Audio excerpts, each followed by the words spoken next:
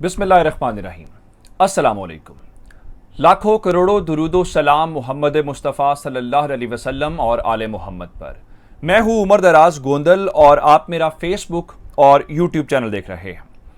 नाज़रीन, इस वीडियो के अंदर मैं आपको ये बताऊंगा कि किस तरीके से सुप्रीम कोर्ट के साथ खुली जंग शुरू करते हुए समाज से पहले पंजाब के अंदर गवर्नर राज की खबरें हैं।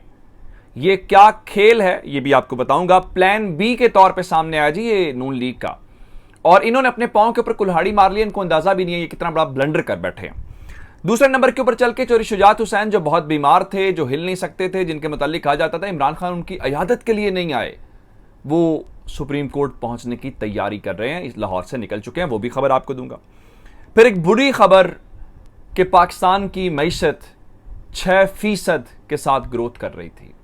पाकिस्तान के फॉरेन रिजर्व्स 22 अरब डॉलर से जायद थे, जो सिंगल डिजिट के अंदर आ चुके हैं। अब जरा खबर सुन लीजिए।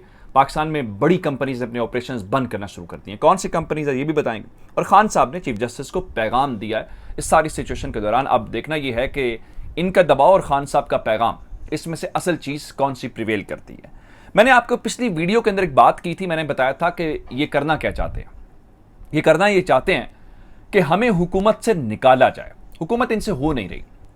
ये जो कर रहे हैं ना, हमें करने नहीं दी जा रही, गलत बात कर रहे हैं। क्या पंजाब के 20 हलकों के अंदर आपको लोगों ने मुस्तरद नहीं किया?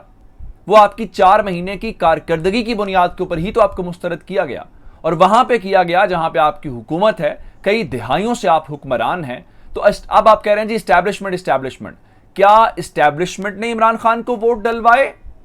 ये तो आप भी मानते हैं इस्टेब्लिशमेंट ने वोट नहीं डलवाए। और अब आपके लिए इस्टेब्लिशमेंट क्या करे? क्या इस्टेब्लिशमेंट लोगों को निकाल के आपके लिए जलसों में लेके आए? क्या इस्टेब्लिशमेंट आपके लिए बैलेट बॉक्सेस भरे? भाई, अगर लोगों ने आपको मुस्तरद कर दिया है, लोग आपको वोट नहीं दे रहे, तो इसमें उनका क्या कसूर है? अब ये करना इस सारी सिचुएशन के दौरान क्या चाहते हैं? अब सिचुएशन ये है कि ये कह रहे हैं, आज जो जावेद लतीफ ने भी बात की, कि नवाज शरीफ के तमाम केसेस का फैसला किया जाए और खत्म किए जाएं। सिर्फ 1 पॉइंट एजेंडा है, हमें इक्तदार में शेर दिया जाए, हमें इक्तदार में रखा जाए। और अगर नहीं रखा जाएगा तो कभी कहते हैं अदालत के फैसले को नहीं मानेंगे, कभी कहते हैं कि हम जीएचक्यू के सामने धरना देंगे, कभी कुछ और कहते हैं। अब इसका एक और इनका झूठ बेनकाब मैं आपको कर देता हूं। ये फरमा रहे थे, तो मैंने आपको पिछली वीडियो के अंदर बता दिया था, बेंच 3 रुकनी। ये वही जजेस थे जिन्होंने कासिम सूरी के वाली रूलिंग को उड़ाया था और इमरान खान के खिलाफ फैसला किया था। तब आपको ये मंजूर थे, तब आपने फुल कोर्ट का मुतालबा क्यों नहीं किया था? जब पाकिस्तान की तारीख में ये मुनफरिद रिकॉर्ड बना था कि एक मुजरिम, एक सजा याफ्ता शख्सियत को जेल से निकाल के कहा गया कि आप जाएं बैरून मुल्क इलाज करवा लें, और वो शख्सियत अभी तक पाकिस्तान नहीं लौटी, जिनका नाम नवाज शरीफ है। क्या ये किसी आम पाकिस्तानी को यह हक हासिल है? तब भी तो आपने फैसला करवाया था अदालत से। क्या तब फुल कोर्ट बेंच था? बताइए ना आप। ये नहीं हो सकता कि आपकी मर्जी के। और क्या पहले जितने जहांगीर खान तरीन क्या तहरीक इंसाफ का हिस्सा नहीं थे जब वो वहां पे नाअहल हो गए थे? फैसल वावडा के साथ जो कुछ हुआ, बाकी सब लोगों के साथ हुआ, क्या वो फुल कोर्ट का था? अब फिर तो ये तो वही बात है ना कि कानून भी आप बनाएं, तशरीह भी आप बताएं। इसका मतलब तो ये हुआ कि आइंदा सुप्रीम कोर्ट का चीफ जस्टिस नहीं हुआ करेगा, बल्कि सुप्रीम कोर्ट के इंतजामी मामला रायवेंट से चला करेंगे। वहां एक शख्सियत बैठा करेगी और बता दिया करेगी 17 में से ये 4 जजेस इस बेंच में बैठ जाएं, 3 इसमें बैठ जाएं, 5 उसमें बैठ जाएं। फिर तो ये वाला फैसला हो गया। अब वो फरमा रहे थे आज आजम नजीर तारड़ साहब, मेरे कबीले से हैं, जाट हैं, और मैं जानता भी हूं उनको घरेलू तौर पर भी, उनकी फैमिली को भी, इलाके को भी। तो उनके साथ दूसरे जो साहब बैठे थे वो भी तारड़ थे, अता तारड़। अब अंदाजा इस बात से करें, वो फरमा रहे थे जनाब कि ये पहली दफा ऐसा हुआ है उस दिन जिस दिन पंजाब असेंबली वाला, आज से 2 दिन पहले, कि जनाब दरखास्त नहीं पहुंची थी, लेकिन सुप्रीम कोर्ट का अमला पहुंचा हुआ था कि दरखास्त आए और हम इस सारी सूरत हाल के दौरान उनकी दरखास्त लें। मैं उनको बताना ये चाहता हूं, वो रात जिस दिन इमरान खान के खिलाफ तहरीके अदम एतमाद की वोटिंग हुई थी, चले इनकी बारी तो दरखास्त आई, उस दिन दरखास्त भी नहीं आई थी, और उसके बावजूद सुप्रीम कोर्ट का अमला भी पहुंच गया था, सुप्रीम कोर्ट के जजेस भी पहुंच गए थे। आप उस बात का जवाब दे सकते हैं? आपके हक में फैसला था सब कुछ। उस दिन ही जजेस और अदालतें आपको प्यारी थी। इसके ऊपर आज एक बड़ा शानदार सा ट्रेंड चल रहा है, और वो ट्रेंड ये है, जिस तरह वो कहा जाता है ना कि अंगूर खट्टे हैं। अब बुनियादी तौर पे आपसे हुकूमत नहीं हो रही, आप मलबा गिराना चाहते हैं किसी के ऊपर, और आप निकलना चाहते हैं, आप निकल नहीं पा रहे, आपके पास कोई जवाब नहीं है, तो वो बूट खट्टे हैं का एक मामला है। अब इस बात के ऊपर के सुप्रीम कोर्ट के साथ इन्होंने खुली जंग का फैसला कर लिया और खुली जंग शुरू हो गई है।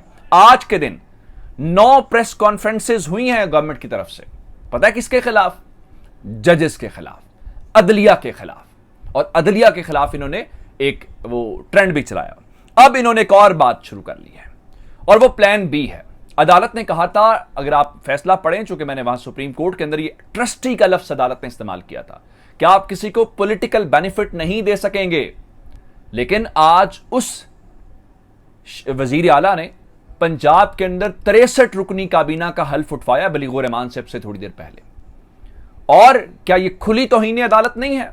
ये तो आप सिर कल अदालत उड़ा देगी आपका ये सारा कुछ। पहले शायद अदालत परसों फैसला करती, मेरा तो ख्याल है सुबह फैसला हो जाएगा और मैं इंशाल्लाह सुप्रीम कोर्ट जा रहा हूं। हम सुबह आपको सुप्रीम कोर्ट से लाइव कवरेज देंगे और आपको हकायक के मबनी अदालत के अंदर क्या कुछ हुआ, क्योंकि ये मीडिया वाले बड़ी डंडियां मारते हैं, हम वो नहीं होने देंगे। अब सूरत हाल इस वक्त क्या है? इन्होंने कल जाना है सुप्रीम कोर्ट, मैंने आपको बताया था फुल कोर्ट के लिए। अगर फुल कोर्ट इस्तदा मुस्तरद हुई तो उसके बाद का प्लान बी आ गया है। ख्वाजा आसिफ थोड़ी देर पहले फरमा रहे थे कि प्लान बी मीडिया के ऊपर नहीं बता सकते। प्लान बी मैं आपको बताता हूं। प्लान बी ये है कि अगर कल फुल कोर्ट का ना हुआ तो उसके बाद अदालत का बायकॉट करेंगे, पंजाब असेंबली से तमाम अरकान नून लीग के मुस्ताफी हो जाएंगे और उसके बाद सूबे के अंदर बलीगुर रहमान गवर्नर राज लगा देंगे। अब इनको अकल के अंधों को कोई ये बताए कि क्या ये चीजें आपके हक में जाएंगी या आपके मुखालिफ जाएंगी। अब ये एक क्राइसिस ऐसा डेवलप करना चाहते हैं, जिस तरह मैंने आपको बताया कि ये चाहते हैं मैं निकाला जाए, कोई निकाल नहीं रहा। अब ये कह रहे हैं कि अगर ऐसे कोई हमें तरीका नजर आ रहा तो इतनी अफरा तफरी फैलाई जाए, इतनी सिचुएशन खराब की जाए कि खुदा ना खास्ता, अल्लाह ना करे, पाकिस्तान के अंदर मार्शल लॉ लग जाए। उसकी क्या वजह? उसकी वजह यह है इनको ये अंदाजा हो रहा है कि हुकूमत में ये नहीं अब आ सकते और अगले 10 साल सोचे भी ना, कम से कम ये निकलेंगे तो खान तो वापस आएगा। तो उसका तरीका कार यह है कि हम तो निकल रहे हैं, इमरान खान को रोकने का एक ही जरिया है कि मुल्क के अंदर मार्शल लॉ लगवाया जाए।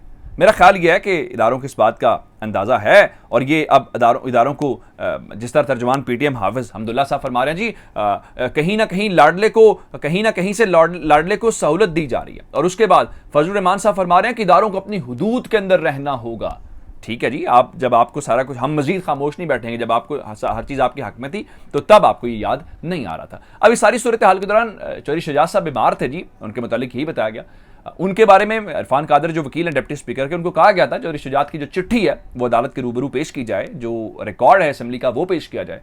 अब से थोड़ी देर मतलब चंद घंटे पहले चौधरी शुजात तारिक बशीर चीमा और चौधरी सालिक के साथ लाहौर से रवाना हुए हैं और वो सुप्रीम कोर्ट जा रहे हैं। कल अदालत में समात है 1 बजे और वहां पे ये उनके सामने पेश होंगे उस सारी सूरत हाल के दौरान, ताकि हम अपना केस कर सकें। केस बुनियादी तौर पे उड़ चुका है, अब आपकी मर्जी है कि आप उसको लेके चलते नहीं चलते।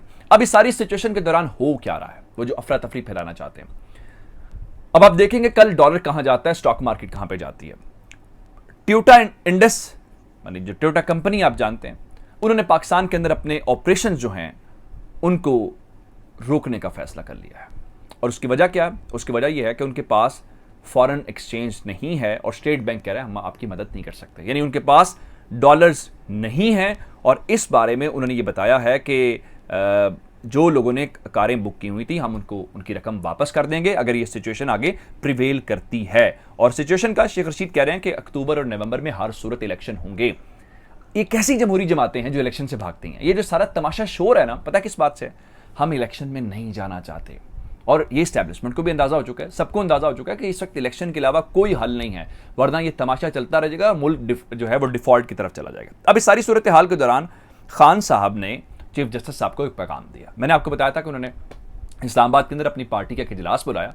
वहां पे खान साहब ने एक तो ये कहा कि ये मुशावरती इजलास था, उनका एक तो बात तय है कि इनको अब अवाम ने मुस्तरद कर लिया, ये जो मर्जी करना कर ले। दूसरा, खान साहब ने भी वही बात की है और बात ये है कि देखें आपने ये जो चीफ जस्टिस हैं कि उनका इख्तियार है बेंच बनाना, अगर तो ये सियासी जमातें तय करेगी तो फिर हर अदालत के अंदर हर हुकूमत मर्जी के जज लगाएगी, उन मर्जी के जजेस के मुताबिक ही जो है वो आप आइंदा फैसले लेंगे। देखिए ये आइन लिखता है, अगर पार्लियामेंट की सुप्रियॉरिटी है, सुप्रीम है, उनका इख्तियार है, तो अदलिया का भी कोई इख्तियार है और वो अदलिया कोई फैसले करने चाहिए। मजीद अपडेट्स लेके आपकी खिदमत में हाजिर होंगे। अपना बहुत सारा ख्याल रखिएगा। खुदा हाफिज़।